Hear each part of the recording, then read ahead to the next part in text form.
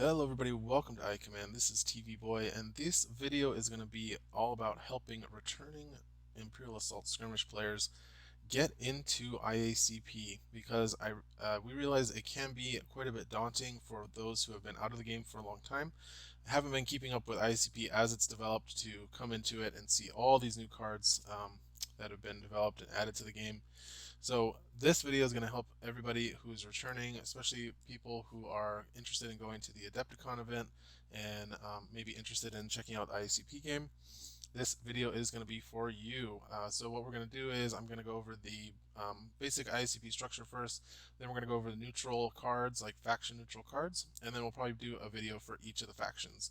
And I'm just going to go over each and every card that's been added. Some will be brief, some I'll talk about a little longer, but we'll try to get through them as quickly as possible. But I feel like that's just the best way to get you guys into IACP and get you oriented and familiar with all the new cards and changes, is just to go over everything. You'll get to see it. It might take a while to process, but I feel like that's just the best way to do it. And by the way, this video does assume that you are familiar with the basic rules of Imperial Assault and Skirmish, that you know how to play online with Vassal, and that you are plugged into the Imperial Assault discussion either through the Zion's Finest Slack channel or the IACP Discord or the IA subreddit or IA community Facebook group. If any of those are not true, or you have no idea what I'm talking about with any of those, then what you'll want to do is go to the IACP website and click on this link right here, Training Grounds. This is a page specifically for new players. It's also good if you're a returning player to just check it out. It has a lot of great links, um, including a link to this channel. Great links here for basically how Skirmish works, how you can get started with playing physical IACP, how to play online, rules, questions, and all that.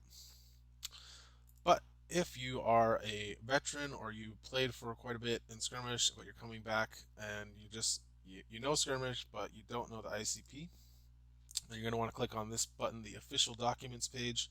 And this is where you're going to find everything you need to know for the ICP changes. They are in English. We also have Spanish and Italian for the FAQs. The cards in Italian are being worked on, although we do have them in the Google Doc. And the French language is in progress, so check back later for the French ones. But for those who are English or can read English, we have everything updated here. So we have this document is the official changes, which lists everything in a PDF format. It also has all of the explanations for how ICP works, how we've created keywords or used keywords from old cards, has the current tournament map rotation for ICP, and then it lists all the changed and updated cards with FAQs for each one for cards that need it. And it's organized by updated command cards, new command cards, updated deployment cards, and new deployment cards. And everything is in alphabetical order. So this is a good way to look at it. Another great way, if you just want to look at the cards and you don't want to go through all this extra text, this is kind of a supplementary document. We have printable sheets for each season that you can open up, and these you can just hit Control P onto 8.5 by 11, and it'll print it at the correct size to cut out and put in a Imperial Assault size sleeve. And this is a great way to just look at the cards if you want to just see it. We also have tokens on here that you can cut out for use. So this is a great way to just go season by season and see what's been introduced. And I want to point out that if you're someone who stopped playing Skirmish in 2020, like early 2020, and then or maybe you kept playing but didn't bother to look at ICP and just kept playing the base game for since 2020, early 2020, and now you're coming back in 2022, over 2 years later. That's like if you had stopped playing Skirmish in like Bespin Gambit or even Return to Hoth, and then we're coming back into the Skirmish for like Heart of the Empire. You would be completely lost if you did that too, at least in the beginning. But that's what's happened, is basically we've been releasing regular seasons of cards, batches of cards every 6 months for the last 2 years. And so for all of us that have been kind of doing it as it's been coming out, it's felt manageable. Just like the people who are experiencing the FFG expansions as they were coming out, it's digestible. But if you're coming into it fresh after 2 years of not looking at it at all, it's probably going to feel overwhelming. And that's why we're going to go through each of these cards one at a time, look at each of them, and hopefully you'll be able to kind of get a good overview of what IACP looks like, what the changes look like, and what you should expect to see when you play a game of IACP. Um, but the other way that we're going to do this is we're just going to go through it on Tabletop Admiral. So before I do that, as I mentioned, it is possible to play on Vassal, but for those wondering how do I get this on the table, well, as I saw, they have tokens available on the printable sheets. But if you want miniatures, there's some great ways to get miniatures that match IACP figures. Legion has a lot of miniatures that match. We've got Cassian Andor, Jyn Erso, Director Krennic, Scout Troopers. Like a lot of the stuff in ICP has come directly from the Legion figures catalog. But for those that are not Legion available yet, I found Etsy is a great source for miniatures that are Legion scale, which means they fit really well on next to Imperial Assault figures, especially once you put them on an Imperial Assault base. So they're all like priced about the same as, like, actually cheaper than what an Imperial Assault like figure pack would cost. So here's a great one. Gutsy Gaming is a good one that I have bought from. You want to look for like Skullforge Studios miniatures are really good. They often have like proxy names because they're this is not a Star Wars character. This is Professor Moxie, but it looks a lot like Dr. Aphra, doesn't it? And it would certainly be a very good Dr. Aphra on the table, and you can often find people have posted pictures of their painted miniatures in the comments. Similarly, we've got this character. Sure does look a lot like Cara Dune. Bib Fortuna, another good one. Mara Jade, although this one is Sara Cade, but it does look like a lot like Mara Jade, doesn't it? So Etsy is a great place to go. I would recommend just typing in the search bar the name of the character you're looking for, and then like Star Wars miniature or Legion miniature, and you'll probably find something that'll match what you're looking for in Imperial Assault ICP. And then also the last thing is you'll want to get.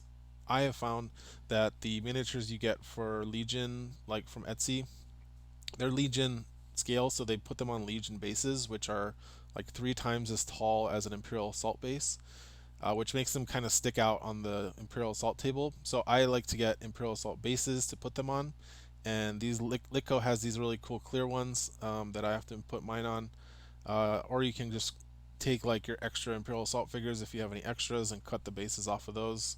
I've done that as well. But there's other places you can find them. But I'll share the link for these in the video description. So jumping in, let's talk about the Imperial Assault IACP, the meta. So IACP is a continuation of the Skirmish game that was discontinued by FFG in 2020. And the reason for the creation of this was that the FFG meta from 2020, it was good. There was a little bit of variety, but a lot of things just weren't really playable. A lot, especially from stuff that came out before Jabba's Realm. The core set, Twin Shadows, Hoth, and Bespin Gambit. A lot of those figures just got left behind in the attempt to rebalance the game in Jabba's Realm, where they made a lot of the unique figures a lot more powerful to balance them out with the more powerful generic figures that were really strong in the early game.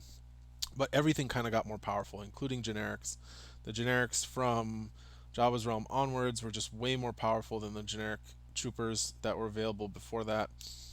So ICP is an attempt to rebalance that, to bring those old figures back into the meta viability, so that there's more options, because basically you just didn't have a lot of options in the meta, in the IAA FFG meta. Like, again, there were some, you had a couple archetypes in each faction, but that gets really boring really quickly when you're playing the same things over and over and over again.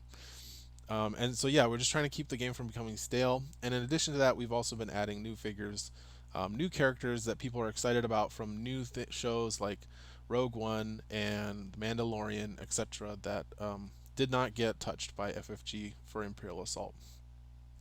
So this is a list of every card that I saw, every deployment card that I felt that was viable or very strong in the competitive FFG meta before IACP. So as you can see, it's fairly lengthy, but we'll go through it. So Darth Vader, Chewbacca, Han Solo, Alliance Rangers, IG-88, Emperor Palpatine, Ezra Bridger, Sabine, Jet Troopers, Riot Troopers, Onar, Jabba, Hondo, Thrawn, MHD, Hera, Greedo, Jawa Scavenger, Ugnaught Tinkerer, R2D2, Mac, Gideon, Spectre Cell. That one's iffy, but some people think it's still really good after the nerf. Some people think it was terrible, but I'm including it here. Regular Jawa Scavenger, Rebel High Command, 3PO, regular Imperial Officer, regular Alliance Smuggler, Extra Armor, Doubt, Black Market, Rule by Fear, Mercenary, Temporary Alliance, Balance of the Force, Beast Tamer, Zillow Technique, and Heroic Effort. That was just for everybody who is just listening, so you don't have to look at what I'm showing you. But this was considered the peak power level for the competitive meta at the time. These were the figures. Some of them a little iffy, like Ezra, a little bit iffy outside of Spectre Cell. But if you asked people like what was the best cards in FFG meta, this most likely they would give you something off of this list. And the reason I am sharing that with you is because the point of IACP was we wanted to bring other figures up to the level of these figures. And as a matter of fact, the figures that are listed here still all see a ton of play in IACP meta. In the IACP, in fact, a lot of them are even outperforming majority of IACP cards. Emperor Palpatine is doing amazing. He has a better win rate than any IACP card. Darth Vader sees play on and off depending on who sees him, but he's always getting played in tournaments in IACP. Han Solo just recently won an IACP tournament. IG-80 still sees a lot of play. Jet Troopers still see a lot of play as the premier unique trooper type, although they are getting some competition now. We'll talk about that in the Empire video. You see Jabba in almost every scum list, or the Rebel Care Package, although again there is now some competition for that slot. Same thing for Gideon and 3PO, you still see them a lot. Although again, depending on the list type, there is now room to move around those figures where before they were just automatic staples in every Rebel list. Greedo gets played a ton. Onar still in every scum list. Really, we have not surpassed the power level that Onar has set for the game. This is just the top of the power curve, and we have not gone above this. So the point being, if you feel like IACP has a problem with power creep, or you're worried that the game that you played or the figures that were good when you played the game originally have gotten power creeped out, I would argue that is not the case, and you will see these figures, all the figures that were strong pre-IACP are still good in IACP, with a couple of exceptions that are more based on map rotation than on like the surrounding power level. So because we don't use maps like Lothal Wastes or what's the one from Nalhutta Swamps, those types of maps that are just like no cover, super long open sightlines, we don't really rotate those anymore. Some of the more snipery figures are not as good anymore as they used to. So you'll notice Weakways are not on this list. Weakways have been struggling a little bit in IACP, but that again is because they just don't have as much maps that are so conducive to their long range sniping. We have seen Rangers do pretty well though, so apparently Rangers have something that Weakways don't. And by the way, we're using Tabletop Admiral for this video. It's a really great source that gives you searchability, list builder. You can save lists to your profile. Fantastic website. Just recently got updated, so all of the ICB cards on this are updated and up to date. So definitely check it out if you're looking for a way to mess around and play around with list building in IACP or regular Imperial Assault, because they keep all of the original cards too. Okay, so let's jump in for the rest of this video. Let's jump into the generic cards the generic neutral faction cards that have been added for IACP, added or updated. And we're going to go through all the cards, and we'll definitely check out the rest of the videos for Rebels, Empire, and Scum. So, starting off, our first and only neutral deployment card for a figure is Mara Jade. So Mara Jade was added in Season 5, and she's a really her attack looks very strong. You'll see red blue blue or blue red red with search +2, search for Pierce 3, and a white defense die with speed 5. However, she is fairly fragile, so her attack power, her high attack power is balanced out by the fact that it is pretty easy to kill her, um, and also that she doesn't really have any abilities that do anything on their own. However, she has a lot of cool abilities that change how she plays depending on the list she's being played in. So her first ability is Adaptive Skills.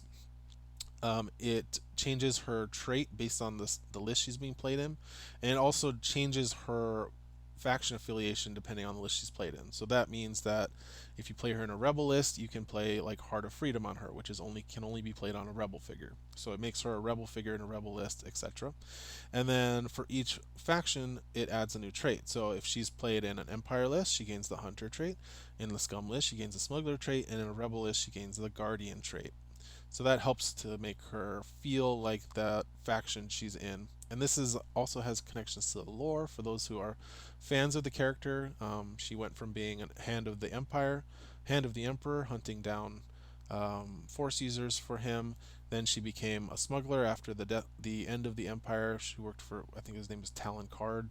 And then of course she married Luke Skywalker and became part of the Rebel or slash New Republic. So all of that is kind of tied into the traits, but also it makes her very interesting to play. And then she has Fast Learner ability, and this is a really helpful ability for unique figures and their unique command cards. So once per round, she can play a command card whose restriction matches the name of another deployment card in her army. And it only, except for Arcing Shot, because we've realized that Arcing Shot, the way it's worded, it would allow her to perform melee attacks at infinite range, which is a problem. So she can't use that, but otherwise she can play things like Son of Skywalker. She can play things like Vinto's command card Draw. She can play Debts Repaid with Chewbacca, etc., etc. And this is basically just, it means that normally it's a huge risk to bring a unique figure's command card in your list, because if that figure dies, then you have nobody to play that card. But with Mara, she can now pick up the card and use it herself.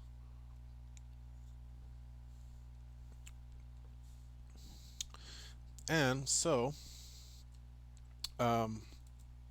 very useful ability to have. She also has Professional, which gives her a reroll, and she is a Force user brawler on her own, regardless of what faction she's played in. So Mara is a very flexible card. She does need a lot of command card support to work, because as you can tell, if you're not using any command cards on her, she basically has no abilities other than a reroll. So that's why she's very balanced around the fact that you have to invest additional resources into her to make her do anything extra. But on her base, she's pretty decent as a 6-point figure. And so you'll see her in a lot of lists, but she doesn't go into every list, because again, you really are bringing her for her ability to play certain command cards. So that's why she is, but she's a good figure. All right, next we'll talk about Maul. Now Maul is a mercenary figure. He's Scum affiliated. Maul did not get any changes except that his cost was reduced from 7 to 6. But otherwise, all of these abilities are the same as his original FFG card. But Maul got a new attachment, and that is called the Dark Saber. And I'm mentioning this here because the Dark Saber is faction neutral. The reason for that is it's not only for Maul, it can also be attached to Sabine Wren. However, don't attach it to Sabine Wren, because that's just kind of a flavor joke that we did. It's not really meant to make her stronger. It's technically a strictly better, what's that card called? It's 1 point. It gives you a reroll targeting computer on Sabine Wren, who could already take targeting computer. So it's not that great on Sabine Wren, but it is amazing on Maul, and it makes him a premier figure in the ICP meta. So what it does is, if you're a Force user, you are allowed to use Imperial command cards, so that lets Maul take stuff like Price of Glory, makes him playable in the Empire faction. You can also bring him into a rebel list with Saska, who we'll talk about later, who is updated in IACP, but you don't see that quite as often as you see him in either Scum or Empire lists. And then it says exhaust this card while attacking to re-roll one attack die. So that gives Maul a re-roll at least on one of his attacks, and because this gives him a second attack, gives him a special action, perform a melee attack with one red die, and then this part's for Sabine, treat Blast X as Cleave X during this attack, and then you may perform an attack. So what this does is it gives Maul two attacks, and because of his dual-bladed fury, even though that first attack is only a single red die, you can focus him with dual-bladed fury, or you can have him already be focused, and the attack will gain reach and cleave too. So effectively, he is getting a red-green attack with +1 damage, and then a second red-yellow attack with +1 damage. That red-yellow attack can be focused, so actually red, yellow, green. So Maul is very powerful if he gets close to you. So if you are playing against a Maul, do not let Maul get close to you, and he is very slow. So as long as you kill him quickly as he approaches, and his health is not the highest in the game. 12 health is decent, but goes down to some good concentrated attacks. You'll be fine. And definitely try him out for yourself. He does still have sustained by rage, so he'll probably get one good hit in at least before he dies. But yeah, you might see Maul in multiple factions, so that's good to talk about. Next one we'll talk about is the only faction neutral skirmish upgrade attachment in IACP, and that's Suppressive Fire. This is an attachment that's 1 point, and it is trooper or heavy weapon only. And then you can exhaust this card after you resolve a ranged attack. If the attack did not miss, the target becomes weakened. Then, and this is inconsequential of whether the attack misses or not, then you may choose another small figure within 3 spaces, and that chosen figure gains 2 movement points. So you do see this in a lot of trooper lists, a lot of the times just for that extra movement that it gets. Very useful, especially in multi-figure groups, and that's something to be aware of. Okay, next we're going to actually talk about some non-IACP cards that became viable because of IACP, and now you actually see them a lot in competitive lists, or you should. First one we're going to talk about is Channel the Force. This is one where you can exhaust it when you would draw a command card. You draw one fewer, and then instead you search your command deck for a Force User card, put in your hand, and then a Force User suffers strain equal to the cost of the revealed card.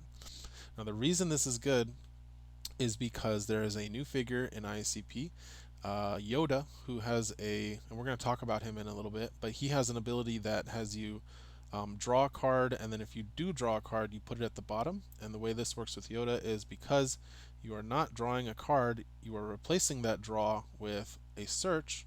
Yoda then does not require you to put a card on the bottom of the deck. So it's basically turns Channel the Force into an extra card in your hand as a Force User card. So this is very good with Yoda, and it should see more play. I think a lot of people haven't caught on to it yet, but this ruling is supported in our official FAQ, so definitely check that out. Next up is Heavy Fire. This is one where it's exhausted after a friendly vehicle or heavy weapon resolves an attack. For each die in the figure's printed attack pool, you may choose one hostile figure within 2 spaces of the target space. Each chosen figure suffers 1 damage. Then for each chosen figure, the figure that attack gains 1 harmful condition of your opponent's choice. So this card was much maligned in the original base game. I think unfairly, actually. I think it actually is good with things like Jet Troopers. The reason that it's getting more play, first of all, people have realized that you can choose the defender to take one of those damage points, so it's effectively an extra +1 damage, but it doesn't need to hit, so you can deal a damage to a target with at infinite range through dodges, and you can also ping something else. So it's very good at picking up 1 damage kills on things that survive with 1 health and then run away. And then the other reason it's good is just there's more heavy weapons. Specifically, Rebel Sabs have been updated in IACP to be much better. They still have priority target, so this is actually really good with them because, first of all, they're cheap, so you don't care if they get stunned or whatever and they die, because they only cost 3 points for the elites each. And it's really good for just damage control. Also, because Rebel Sabs have priority target, being stunned doesn't really hurt them that much. You just unstun and then you can shoot through all your other figures. What what was I going to mention? Oh, and then it's really good with we've got heavy troopers have been updated in IACP. A lot of vehicles have gotten a lot better, although really you want to use this on cheap figures. We found so heavy fire does see play in heavy weapons lists because it's just really great damage control, and the cost of the harmful conditions are usually very easy to mitigate, especially when you use it with cheaper figures. All right, next one, Lion Ambush. This is a big one. This card saw zero competitive play in FFG, but has become much better in IACP just because there's now a lot more stronger generic figures that aren't massive. Trandoshan Hunters are really great with this. The E-Web has been buffed and is better with is really good with this. Wampas are great with this, are good in ICP. So you'll see this card a lot more often in the ICP meta than you ever saw it in FFG meta. And you should definitely read it, especially before the second round, because you will get confused if you don't read it carefully multiple times. And finally, we have Motivation. So this is an attachment for a unique figure. You can exhaust it during activation. Choose a friendly figure with a lower figure cost with line of sight to you. That figure may discard harmful condition or recover 1 damage, then that figure gains 1 movement point. So this sees a lot. This saw play with Spectre Cell for a little bit, and then people realized extra armor was better. But it is seeing play again in IACP because IACP has a buffed version of the General's ranks, which we'll talk about in the Empire video. So you mostly see it in that, and you mostly see it on Palpatine. So Palpatine will exhaust this with General's ranks on another figure. He can effectively move something 3 spaces if it's a generic that has General's ranks on it, and then get to use Emperor to perform an attack with it. So you will see a motivation a lot more, and especially in Empire list with the General's ranks, which we'll talk about in the Empire video. All right, so let's go through all the generic command cards. Hopefully I can get here. So first of all, we'll talk about only two cards in IACP have been nerfed from the original game. The first one is going to be Assassinate. So this one used to just be used while attacking, apply +3 damage to the attack. You could stack this with a bunch of other cards, like offensive cards, and just murder one-shot things that had no business dying to one attack in the original game. So Assassinate has been limited to, you can only play Assassinate as your only card during an attack if you play it. And by the way, we tested unnerfing Assassinate for 1 season, and players just decided they did not want to deal with that. So the community did not approve unnerfing this card. Next one is On the Lam. This one has been nerfed since season 2. I think since the original season, but then they changed the nerf. So use an attack target you use declared to perform a move. Originally, you got to play this after dice were rolled, so you could see if you got a dodge, and then if you didn't dodge, you played Lamb. Now you have to play it before dice are rolled. Honestly, not much of a nerf in my opinion, but this one has stayed on, and yeah, you still see it in every smuggler list. So both of these cards, you see Assassinate played in every hunter list still, and this is played in every smuggler list. These cards are both probably the most powerful cards in the game, even with these nerfs. So expect to see them in spite of those changes. Also important to note, Assassinate, you cannot play any command cards during the attack you play this. So you can't play it with stuff like Celebration. You can't play it. You can play it with stuff like Dying Lunge or what is that card? Hit and Run. Anything that like is a command card that gives you an attack, you can use Assassinate, but you can't use it with other cards that are played during an attack. For instance, Opportunistic you can't play during Assassinate. Same thing. All right, next up, this is a new card for Guardians. This is a 3-point card called Iron Will. It came out in Season 3, and it's when you use an attack targeting you is declared, you cannot suffer more than 3 damage from that attack. So this is considered a pretty powerful card for certain Guardian figures.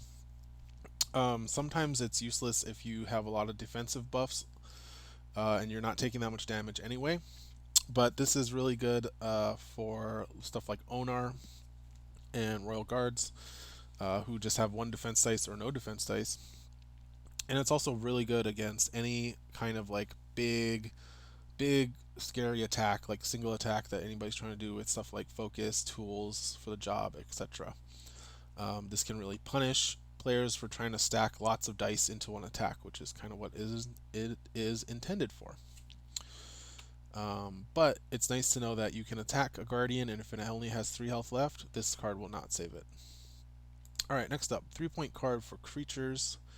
This is for large creatures only. Use during your activation to become focused, hidden, and gain 2 power tokens and 2 movement points. And the next time a hostile figure within 2 spaces is defeated during this activation, recover 2 damage. So this is the everything but the kitchen sink card for creatures. It was specifically designed so it doesn't stack with focused and hidden and power tokens. So, but it will go nicely with stuff like Death Blow, etc.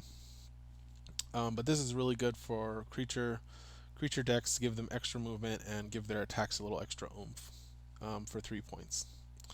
Next up, we have a 3-point card for troopers. This is actually a retool of Covering Fire, the original card.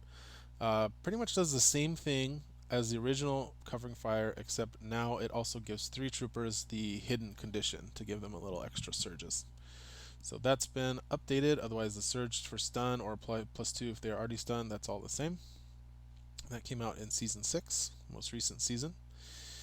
Next up, we have Overwhelming Impact. This card was originally released at 2 points. It was just recently, like a few weeks ago, updated to 3. It's a heavy weapon or Wookiee card. It says use while attacking. For each defense die rolled, apply +1 damage and +1 surge to the attack results. During this attack, ignore all defense results that are not on the defense dice. So this is a nice attack buff for your heavy weapons or your Wookiee cards.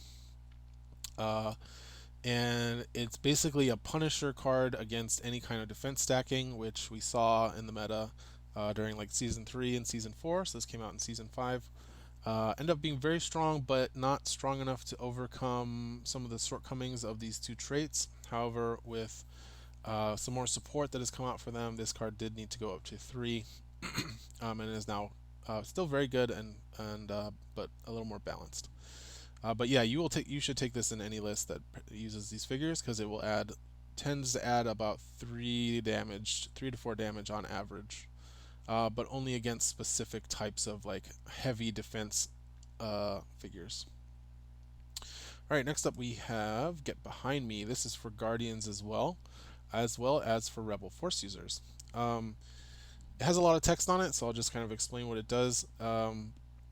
When an attack is declared on a small figure that costs 10 or less, basically if you have a Guardian within 3 spaces of that figure, you can move that Guardian 3 spaces to an adjacent space, and then that Guardian figure will take that attack instead.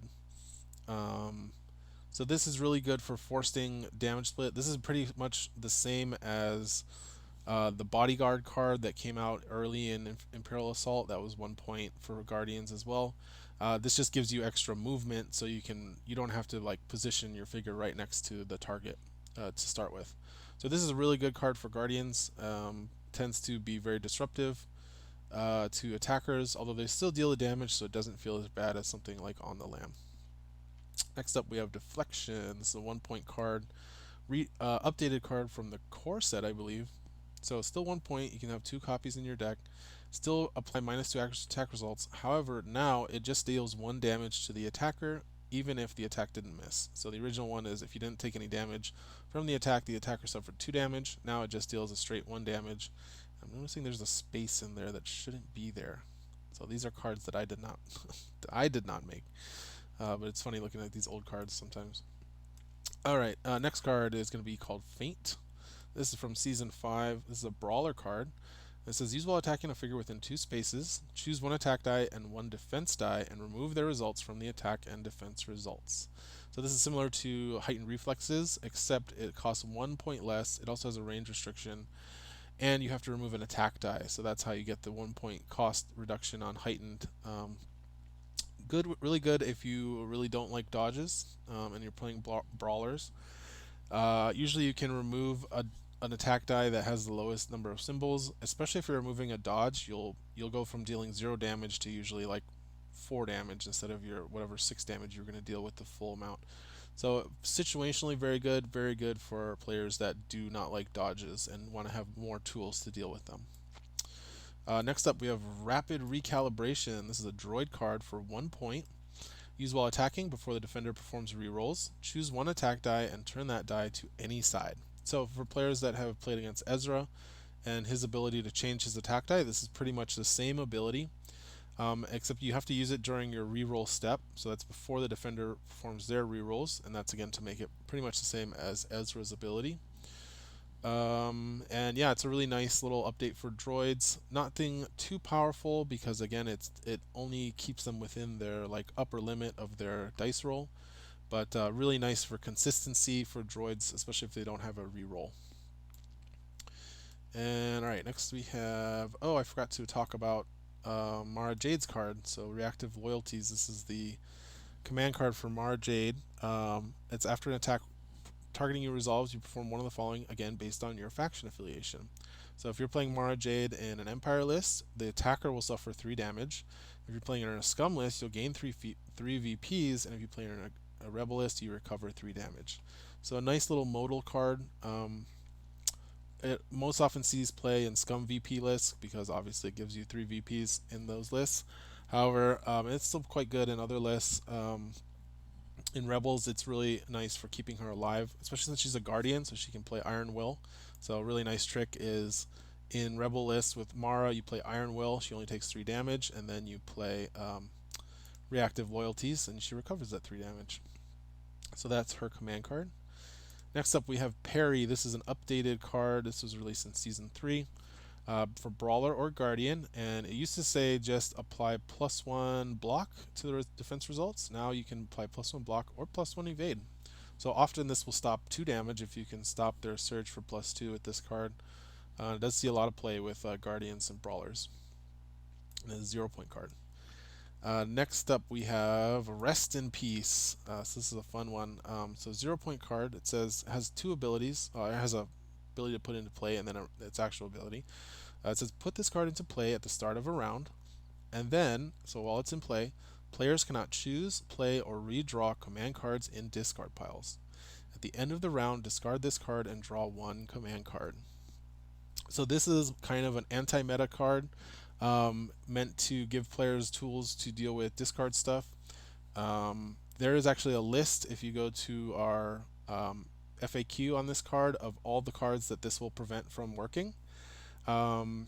Main ones include stuff like Rebel Graffiti on Sabine. That card is very frustrating, so this stops that for a turn.